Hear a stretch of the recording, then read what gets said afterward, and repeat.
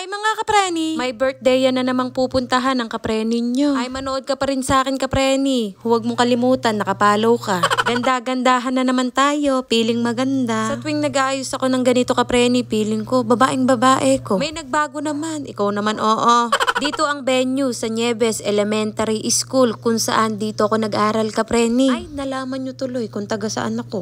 Tapos ang nanay napatingin sa video. Tinitingnan niya kung okay lang ba siya. Ganda ng pamusod ni nanay, meron ba kayo niyan? Ako naman kapreni, paayos-ayos ng buhok, baka mamaya gulo-gulo na. Kasing gulo ng buhay mo. Charis! Napatingin na naman ang nanay.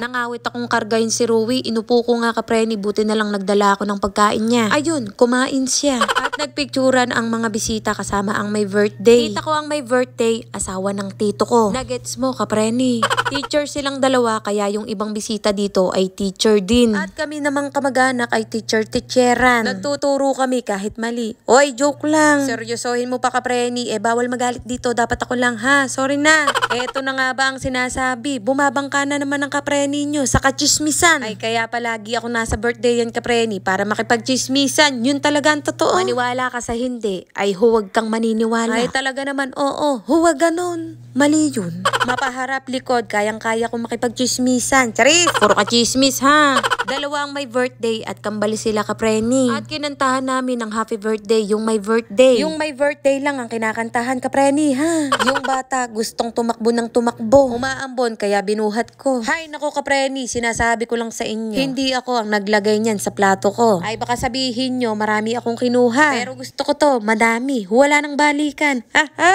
Napakalakas kumain ng kapreni nyo. Natingin ako sa gilid, baka mamaya tinitingnan ako. Magandang babae pero napakalakas kumain. Ay grabe siya. Sa totoo lang mga kapreni, kapag may bata kang kasama, hindi ka nakakaramdam ng kabusugan. Naubos ko nga ang nasa plato na yung kapreni pero parang bitin pa. Charis! At ito namang bata, nagsawa sa cookies, kumain ng cake. Napagod, kakalakad. Tapos kumain ng pansit, niluwa din. Bakit daw ganun ang luto? Nasobrahan sa sarap. Nasanay siya sa luto ko na kinakain niya, walang lasa. Uy, huwag kang napakaano mo.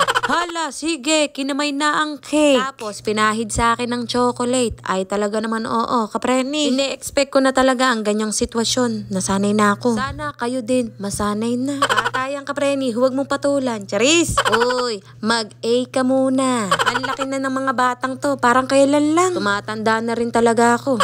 Ay, nagulat. Sus Mariosep, si kapreni nyo talaga, oo. Bigla na lang nagbibidyo-bidyo ng ganon, no? Tapos nandito na kami sa bahay, hindi na kami maghahapunan. Nakalibre na naman, Hanes. O siya, maraming salamat sa mga nanood. Bye mga kapreni.